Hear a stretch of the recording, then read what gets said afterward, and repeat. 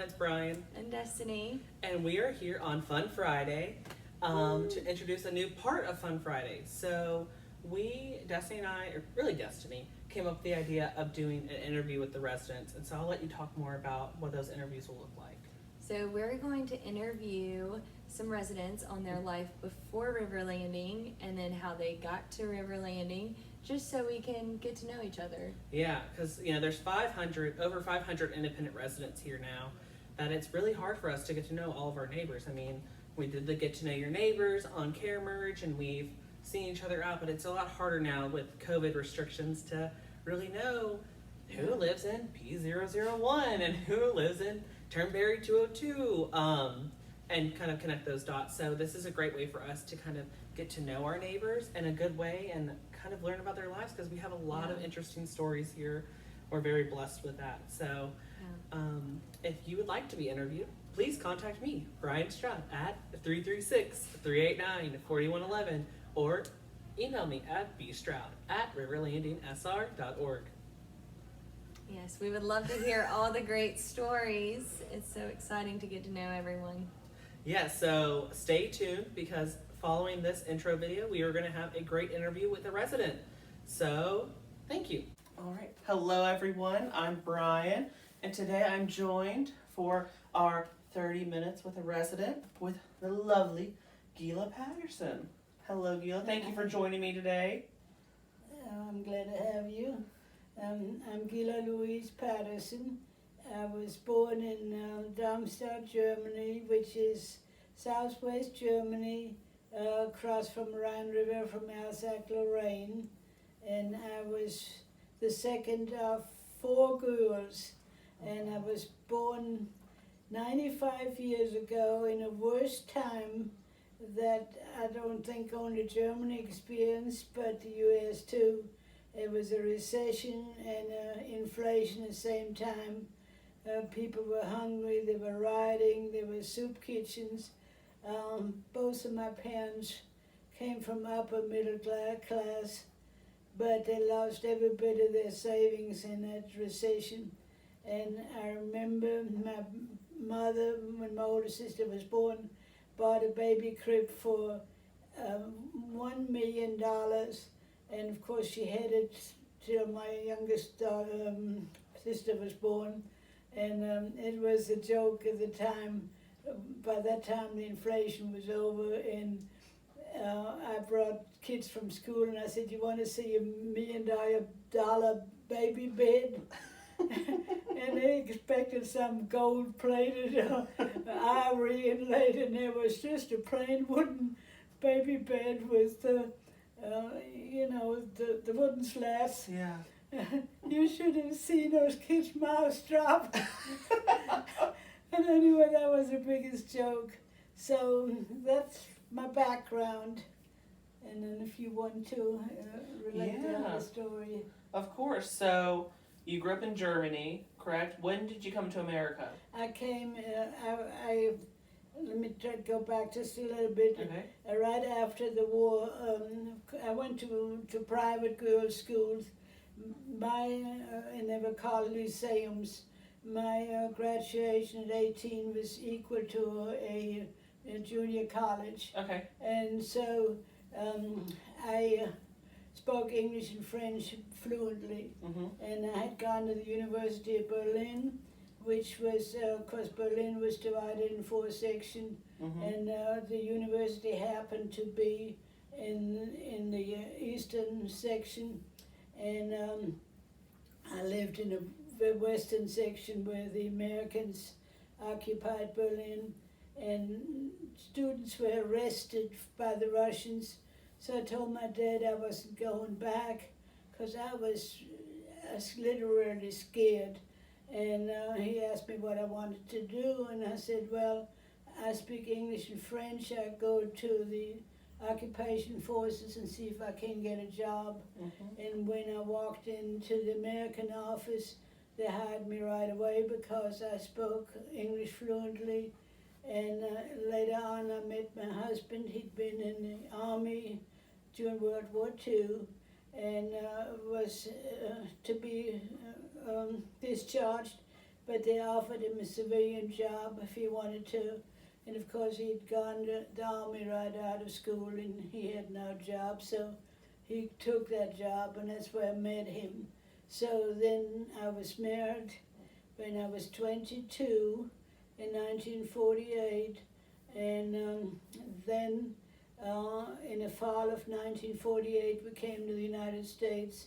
My husband was from China Grove, which is close to Salisbury, Yeah. North Carolina. He was from a farm, and so when we came to the United States, he got a job offered with the railway system here at in Salisbury. In Salisbury, but they sent him to Greensboro. So I lived in Greensboro until I came here. But when I decided if I needed a job, I needed to know a little bit more than just speaking English, because at that time it was very easy to get jobs in 1948. So I went to UNCG and took a one-year commercial from UNCG. At that time it was called Women's College Yeah. in Greensboro. And I took the one-year commercial course and got a job as a bookkeeper for one of the largest real estate company in Greensboro. And they wanted me to stay and study to be a teacher, and I said, no, I need to make money. I don't have time to go to school. So I ended up as a teacher, as a bookkeeper, and I made more money than my husband did. and then my husband built our own house, been brought up on a farm. They built their farmhouse, and the railroad laid him off because the union came in, and they laid all the last hires off. So he worked at a construction company. So I finally talked him into going into business by himself. He was a very, very good builder. And I did the business end of it. It was called Patterson Homes, and we have currently, I think, 3 people are still living here that my husband built houses for. And he built houses in the upper end, the better part of Greensboro, and high expensive houses. And the loan companies loved him because he was so good, and the people did too, because he was always honest to his words. And if lumber was at least crooked or had too many knot holes in it, he'd send it back. He was very conscientious. And I did all the book work, and later on I took over drawing the house plans, and then I worked with the prospective buyers to help them decorate the houses, and I loved that job. So we made enough money that I was able to come to River Landing. You know, it's not cheap to be here. Yeah. And but in 1993, my husband had struck a deal with the Carlson's brothers that owned at Carlson Farms area, and he was going to build houses, develop houses for them, and it was a $2 million deal, and the loan companies were all anxious to work with him, but we had to sign everything we had over to the loan company. And I prayed, and I said, Lord, I was always a praying person, and the Lord has always seen me through the worst parts in my life. And I prayed, and I said, Lord, let Earl see that that is not the thing we should do, because he's 71 years old. If something happens, I knew the business, and I could draw plans, but I can't today drive a nail straight. And he said, oh, you can take over. And I said, no, I cannot. I don't know a thing about building. And so I prayed the Lord would show him that was the right thing to do. And the Lord let him have a stroke, and he died. And I said, Lord, that's not what I prayed for.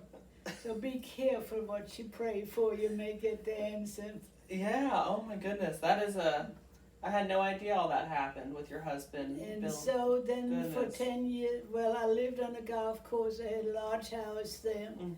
And but I was scared. It was sort of isolated, you know, Mhm. and by myself.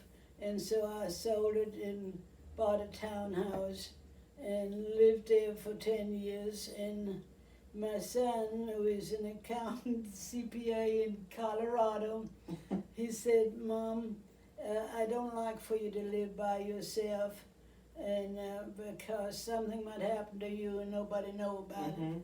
So I sold the house and bought. And I mean, I looked over. I looked for retirement homes in Mhm. Greensboro. There's several of them. One of them was too snooty for me, and the other ones I just didn't like. And I had a friend here, Virginia Bennett. She came from the old Presbyterian home here, and I visited her several times. Yeah. And I liked it here, so I applied for it, and I came here, and I wanted a 3-bedroom apartment plan. I was by myself, but I had all this furniture and didn't know what to do with it. So I thought I'd get one room to stuff all the furniture in. And they didn't have a 3-bedroom, but they had this 2-bedroom. And I kept some of the furniture that wasn't so large, and I gave the other one away, the other stuff away, and you know, I never missed it. Never, yeah. That's a thing. When people move here, they have to, downsize quite a bit. And they say they never miss all their stuff because they have so much to do here, and they're just happy that they're protected here. Well, you see, I sent some of the stuff to my son in Colorado, Yeah. but he has a small townhouse, Mhm. and he'd already had some stuff, and he didn't really want it. Well, he got it, so. Yeah, but he doesn't want anything else. I said, when I die, all this is yours. He said, "Mom, I'm going to give it to somebody, whoever wants it. I don't want it." So how long have you lived here? What year did you move I in? moved in 2003. Wow, so right at the beginning. Yeah, well, it was in the fall. Okay. The Presbyterian home came over in January because Virginia Bennett came January, and I came in the fall. And that Wow. was exactly 10 and a half years after my husband had died. My goodness, I had no idea you've been here this long. Well, I'm 95 years old. I'm an old lady. So you mentioned that you grew up in Germany as a child. How has your experience as a child shaped you into the woman you are today? It was a terrible time when I lived there. I had very good Christian parents, Mm-hmm. but all the things I had to go through, all I wanted to get away. Yeah. When in school, I learned a lot about Canada and all, and I thought that's where I'm going to go, because I was 6 or early 7. Mm-hmm. No, I don't think I was 7 yet. We belonged to a Baptist church, and they had afternoon programs, something like they have here. They call it Sunbeams. Mm-hmm. And we'd go, my sister and I don't know, it wasn't too far walking, maybe 20, 25 minutes. Okay. And we walked into Frankfurt. By that time we lived in Frankfurt. And my dad was moving a lot because every time we got a promotion, we moved. Yeah. And so we lived in Frankfurt, and we'd go to town, and there was a big, like a Mack truck, full of guys coming up, and jumped out of that truck, and they either had the swastika or they had the hammer and sickle flag, Mm-hmm. and they started fighting in the streets, and it was terrible.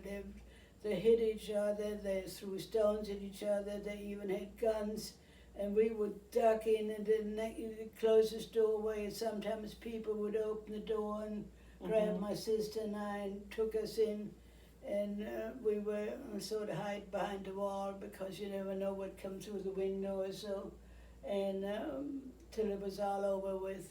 And I remember in 1933, I would have been 7, And my dad came home one time and said, "You know what? This Hindenburg, he was lost his mind. He was sort of what do you call it? Senile, you know."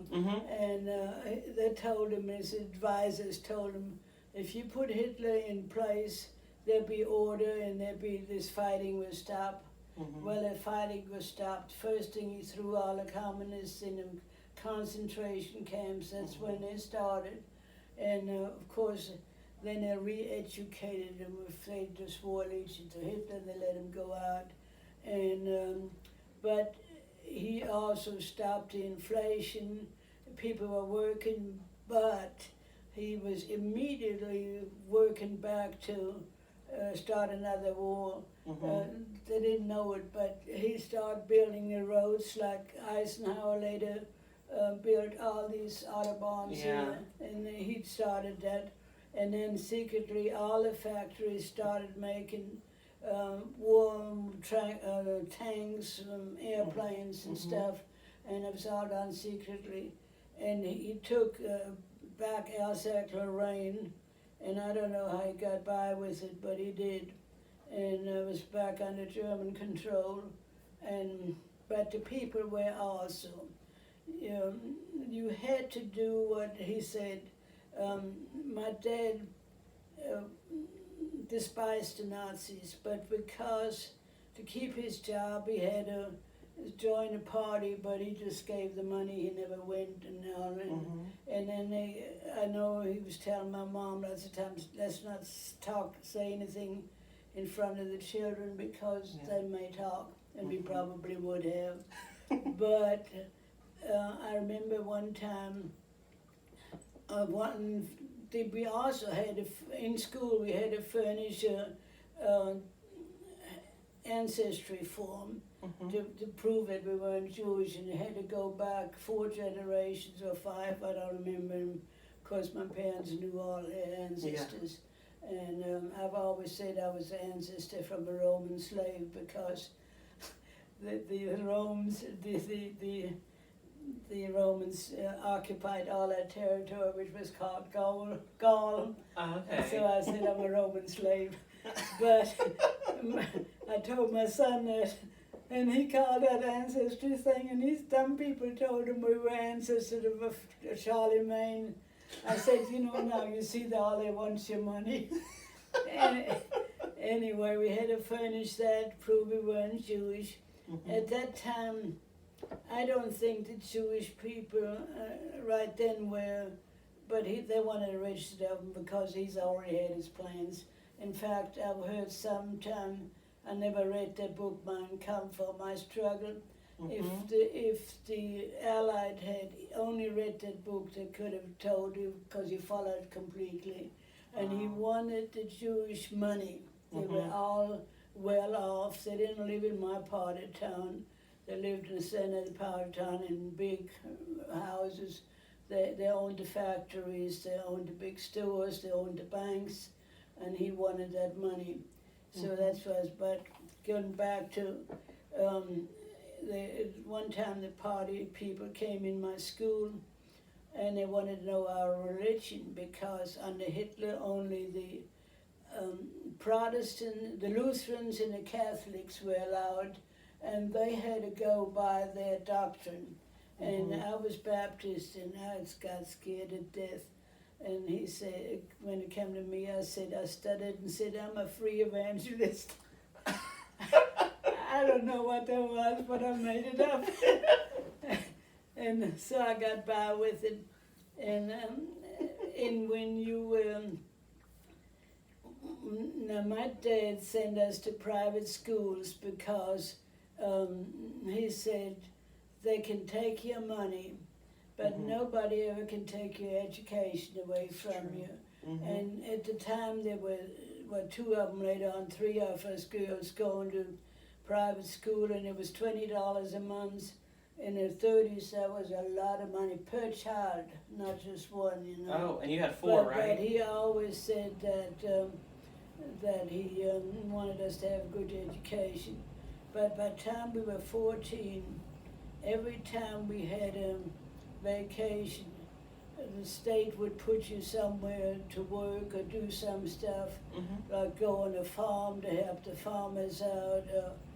And you know, I hated it. I was a city girl. I didn't want to go on a farm, and the farmers are supposed to take care of their babies while so the farm wife could work on the field. But heck, they took that baby with them and laid it on the side under the shade, and you worked with them, and something like that all the time. And by the time I was finished school, they you had to give 1 year to the state before you go to university. And my sister worked in, my older sister was a year and a half older. She worked in the factory, and I worked on where we had to live in a camp. The boys all went to the army, the girls in camps, and we were supposed to work on a farm. But I had this friend. She was blessing, because they came around and said, we're going to have a kindergarten for the farmers' children here. We need 2 girls that are experienced in running a kindergarten. So my friend stuck up her arm and pulled up mine, and I said, Elgin, I don't know a thing about it, running a kindergarten. He said, I don't either, but we know now. So we ran that kindergarten, and of course the camp furnished their food for the kids, you know, and we just played with them and had a good time. So I got out of having to work. And then after 6 months, we were sent to a defense camp outside Berlin, where the Germans had radar before all the others had radar. And there was this radar tower, and my friend Elgin said, you know, we don't know anything, so don't pay attention to the sergeant when he teaches you. And so they taught us, you know, on the radar to locate the airplane, and we always pointed in the wrong direction. He tried to teach us, and we acted so dumb. And he finally said, I don't see, you 2 graduates from a school, and most of them only went till they were 14 years old. That's all Germany provided, schooling till they were 14. Oh, wow. And they're smarter than you are. And we just looked at each other. Well, we just didn't know. So I said, well, I'm going to tell you what I do with you 2. We sent you in that cabin where they have the antenna, and when you are to turn on the antenna, we call you on the phone, and so that you get to, you know, get out. Well, Elgin and I found out pretty soon every time they hear airplane, they would also drop bombs. So we cut that antenna. We didn't turn the antenna on, you know, because they didn't know why they didn't have any communication. Once the plane was gone, we turned it right back on, and so we did everything to get out of it. So you can see, well, I hated growing up in Germany. I just wanted to get out. And my worst time came when the Russians came into Berlin. I don't know, the Americans were sitting on the river. They could have been there first, but they were going to let the Russians in and let them pay for Stalingrad. So they came in. I lived in this large apartment building. The mayor from our suburb surrendered. He said, I don't want my suburb all shut up. There's no point in it. So they came in there without fighting, but my apartment building was built around a large green and park-like, and they parked all their tanks and stuff in that green, and then they came in the houses with submachine guns. I was so scared, and there was we had this bomb shelter built in a cellar for all the apartment. For that one, each one had one of them. And I crawled on the bed that was against the wall, just as far back as it could be. and they started raping the women. I mean, they stunt and the gangs raping them. And I prayed, I said, Lord, please, let's drop a bomb on this thing, get it over with. I don't want to live that way. And you know, there was all of a sudden a peace came over me, and I physically felt a hand, but I didn't see anybody.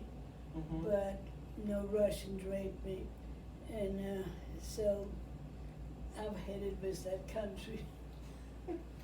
So that your childhood there and your growing up there really affected your life spiritually, because you said you were a prayerful woman, and that moment when the Russians were there, that Well, really. I was before then, because Mhm. I don't think I would have ever made it through without prayer. Okay. Gosh. Because my parents, even though my dad had to sign up for the Nazi party, Mhm. I saw him in the living room every morning before he went to work, Mhm. praying, you know. Yeah, that's amazing.